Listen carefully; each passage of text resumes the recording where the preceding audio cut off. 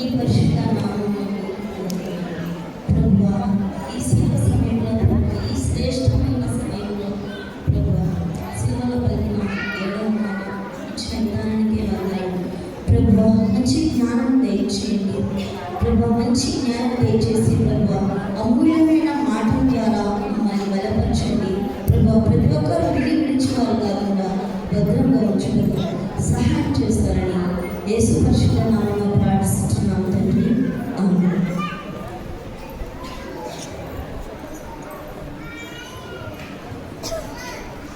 ఈరోజు చాలా మంచి రోజు మనం భావిస్తున్నాం.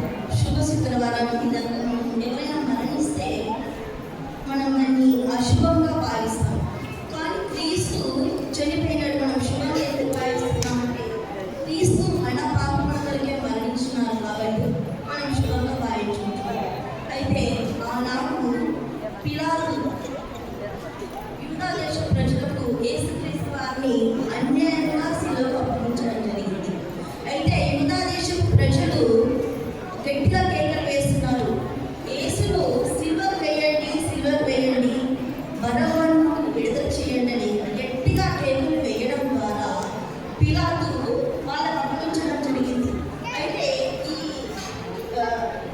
యెరూషలేము వీధులలో యేసుక్రీస్తు వారిని కొరడా దెబ్బలు ఆ వీధులలో ఇచ్చుకుంటూ తీసుకెళ్తున్నప్పుడు దాదాపుగా అక్కడ శిలువ బరువు వచ్చేసి 450 కేజీలుగా మనం చూసుకుంటున్నాం.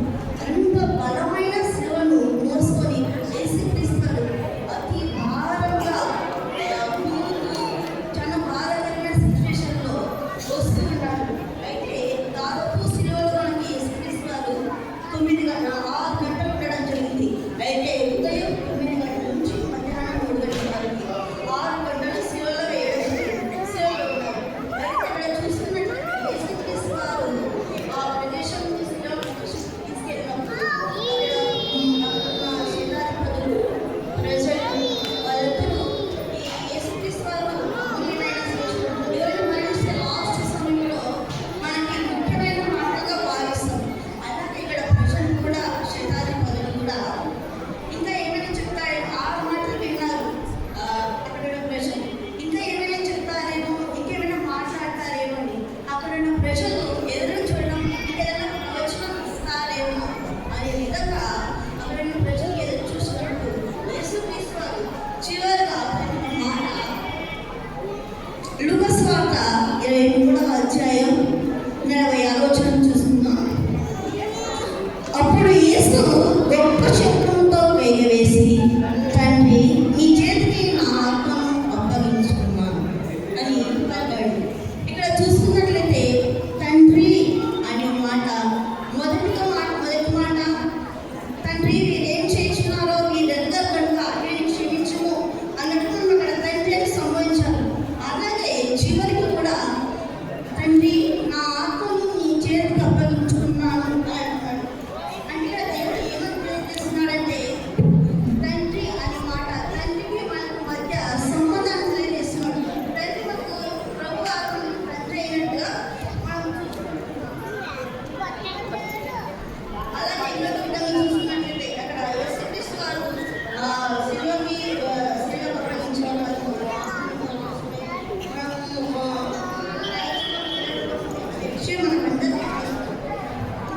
తీసుకున్నట్లయితే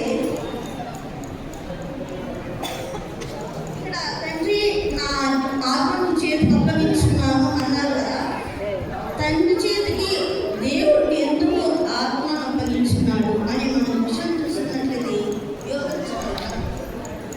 17:18లో నేను ఆయన మరణ తీసుకున్నట్టు నా ప్రాణం పెట్టుచున్నాను, ఎందుకైనా నా తండ్రి నన్ను ప్రేమించుచున్నాడు, ఎవడను నా ప్రాణం తీసుకెళ్ళడు, నా అంతటా నేనే దాన్ని పెట్టుచున్నాను, దాన్ని పెట్టడం నాకు అధికారం కలదు, దాన్ని తిరిగి తీసుకెళ్ళటం నాకు అధికారం కలదు, జ్ఞానం పొందుతున్నాడు.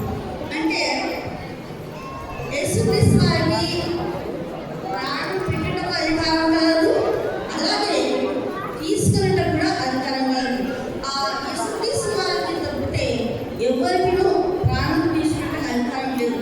ఈ ఆజ్ఞ ఆయన అనుకుని అలాగే కీర్తనలు 16:10 వచనం తీసుకున్నట్లయితే, ఎందుకనగా నీవు నా ఆత్మను పాతాళంలో విడిచిపెట్టవు, నీ పరిశుద్ధాన్ని కుళ్ళిపట్టనియ్యవు అని ఇక్కడ దావీదు కీర్తన చూసుకున్నట్లయితే, అక్కడ యేసుక్రీస్తు ఆ ఆత్మ పాతాళంలో దేవుడు విడిచిపెట్టలేదు, అలాగే కుళ్ళిపట్టలేదు. అలాగే కుళ్ళిపట్టేయడంగా దేవుడు మూడో ప్రేరణగా మృత్యుంజడే చేసిన విధంగా మనం తీసుకుంటున్నాం. ఇంకా గట్టిగా చూసుకున్నట్లయితే ఎఫెసీ 5:2 చూద్దాం. క్రీస్తును ప్రేమించి పద్మవాసంగా ఉండకు మన కొరకు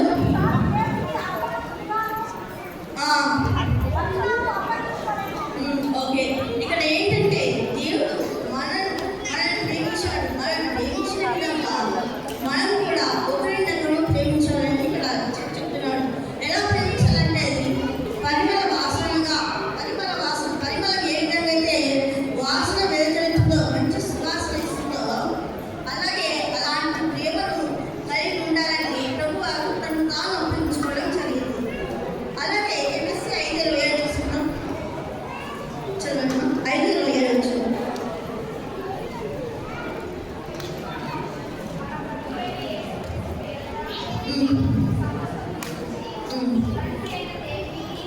ఎఫెసీ 5:27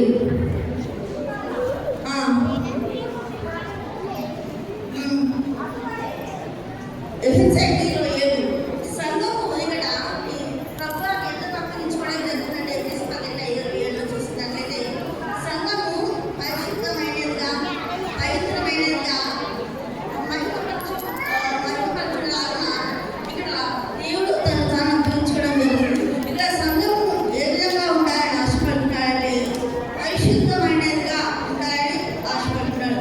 అలాగే ఎటువంటి కలంకమైనను, నిర్దోషమైనను, ఎటువంటి పాపం లేకుండా అలా పరిశుద్ధంగా ఉండాలి అనే విధంగా ఇక్కడ ఆశపడుతున్నాడు దేవుడు. అలాగే అదే విధంగా చూసినట్లయితే ఇక్కడ వాక్యంతో ఉదక స్నానం చేత పవిత్రపరచబడి సంఘం మహిమపరచబడాలని యేసుక్రీస్తు వారు తను తాను అప్పగించుకోవడం జరిగింది.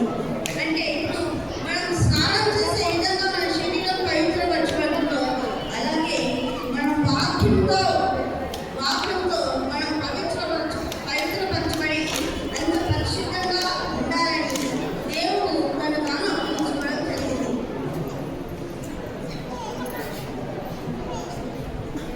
ఇంకా ఇప్పుడు యేసుక్రీస్తు వారు తన ఆత్మను తండ్రికి అప్పగించారు.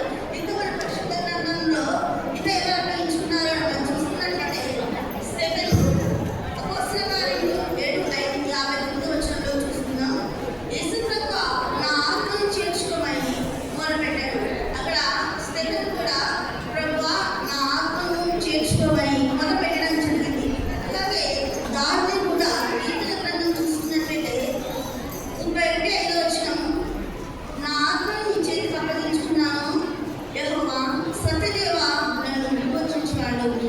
ఇక్కడ స్టెఫెను అలాగే దావీదు కూడా తన ఆత్మలను దేవునికి అప్పగించుకున్నారు. అయితే మనం అప్పగించుకోవాలి. ఇక్కడ స్టెఫెను దావీదు అప్పగించుకున్న విధంగా మనం కూడా దేవునికి ఏ విధంగా ఆత్మను అప్పగించుకోవాలి అని మనం చూసుకున్నట్లయితే 1 పేతురు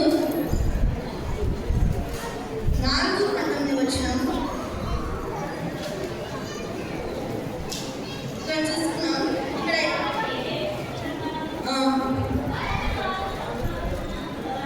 ఓకే,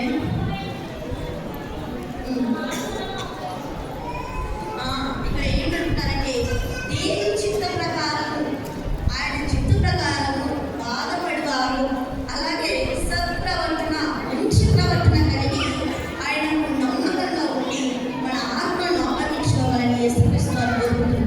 మంచి ప్రవర్తన కలిగి ఉండాలి, అలాగే యేసుక్రీస్తుకి నమ్మకం కూడా కలిగి ఉండాలి. శ్రమలు, నిందలు, అవమానం వచ్చినప్పటికీ వాటిని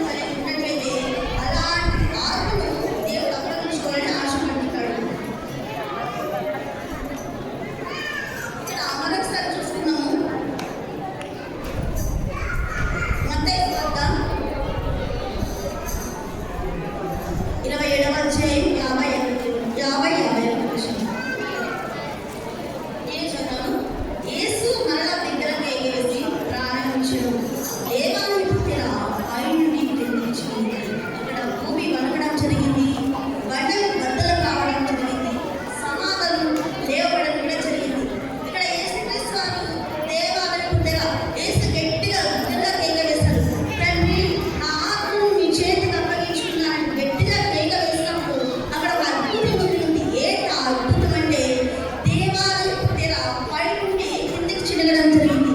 ఇక్కడ యెరూషలేము దేవాలయంలో ఇది జరిగింది.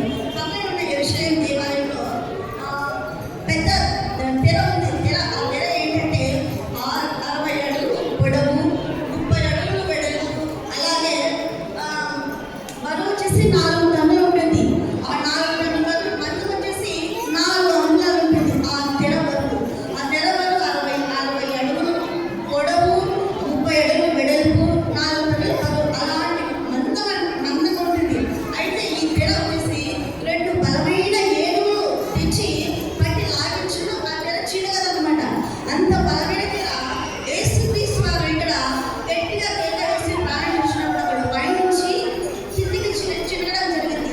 అక్కడ ఈ తెర మనం చూసుకున్నట్లయితే యెరూషలేము దేవాలయంలో, అప్పటి యెరూషలేము దేవాలయంలో పరిశుద్ధ స్థలం, అతి పరిశుద్ధ స్థలం అని ఒకటి ఉండేది. ఆ పరిశుద్ధ స్థలానికి, అతి పరిశుద్ధ స్థలానికి మధ్య తెర ఉండేది. అతి పరిశుద్ధమైన స్థలంలో కేవలం ప్రధాన యాజకుడు మాత్రమే వెళ్ళడానికి అవకాశం ఉండేది. వేరే వాళ్ళు వెళ్ళినట్లయితే మరణించే అవకాశం ఉంది. అటువంటి పరిశుద్ధమైన స్థలంలో కేవలం ప్రధాన యాజకుడు మాత్రమే వెళ్ళాలి. అయితే యేసుక్రీస్తు వారు ఇక్కడ గట్టిగా కేక వేసి ప్రాణం విడిచినప్పుడు అక్కడ తెర పైనుంచి కిందికి చినగడం జరిగింది. ఆ తెర ఏంటంటే మనకు యేసుక్రీస్తు ఇక్కడ ప్రధాన యాజకుడు, ఆ తెర కట్టకు ప్రధాన యాజకుడు ఓన్లీ దేవుడు వెళ్ళి మాట్లాడినప్పుడు మాత్రం అక్కడ జరుగుతుంది. ఆ తెర అడ్డం ఉంది. అయితే ఇక్కడ యేసుక్రీస్తు వారు పలికినప్పుడు ఆ తెర చినగడం జరిగింది. ఇప్పుడు డైరెక్ట్గా మనమే యేసుక్రీస్తు దగ్గరికి వెళ్ళి మనం మాట్లాడుకోవచ్చు. ఏంటి ఆ తెర అంటే మనం చూసుకున్నట్లయితే అదొక రక్షణ మార్గము అనే విధంగా మనం చూస్తున్నాము. అదొక రక్షణ మార్గం అనే విధంగా మనం చూసుకున్నట్టు జరుగుతుంది. ఇక్కడ దేవుడు మన కొరకే రక్షణ అనుగ్రహించాడు. ఎందుకంటే మన కొరకు విమోచన, ప్రయోజనాలన్నింటినీ కూడా శిలువలో ప్రాణత్యాగం చేశాడు అనే విధంగా అన్ని మన కోసం మరణించాడు అనే విధంగా చూసుకుంటున్నాం కదా. అలాగే ఇక్కడ తెర ద్వారా మనం నేర్చుకోవాల్సిన విషయం ఏంటంటే దేవుడు స్వయంగా ఆ తెరను చీల్చడం జరుగుతుంది. మనకు రక్షణ మార్గం అనుగ్రహించడం జరిగింది. డైరెక్ట్గా మనమే మధ్య తెర అడ్డం ఉంది కదా అనుకుంటుంది. అయితే ఈ తెర ఇప్పుడు అడ్డం డైరెక్ట్గా మనమే వెళ్ళి దేవునికి దేవుని ద్వారా మాట్లాడుకోవచ్చు. అటువంటి స్థితిలో మనకు దేవుడు దయచేసినట్టుగా చూసుకోవచ్చు. అయితే మనము రక్షణ మార్గం దేవుడు అనుగ్రహించాడు. మరి రక్షణ ఎలా వస్తుంది అంటే మనము కార్యాల వలన, మంచి కార్యాల వలన, దానాల వలన కాదు. కేవలం యేసుక్రీస్తు వారిని ప్రభు అని నోటితో ఒప్పుకొని, ప్రభు నా పాపల కోసం మరణించావు, ప్రభు దయచేసి నన్ను క్షమించు, నీ రక్షణగా చేర్చుకో అని మొదలుపెట్టుకున్నప్పుడు మాత్రమే మనకు రక్షణ జరుగుతుంది. అటువంటి కృపను మనం అందరూ దేవుడు దయచేద్దాం. ఆమేన్. హల్లెలూయా. ఓకేనా? చక్కగా దైవ వాక్యాన్ని అందించిన దాన్ని బట్టి బహుమానంగా అది కొట్టడంకు బహుమానాలు దేవుడు దీవించిన గాక. చివరి ప్రార్థన ఉంది. మరి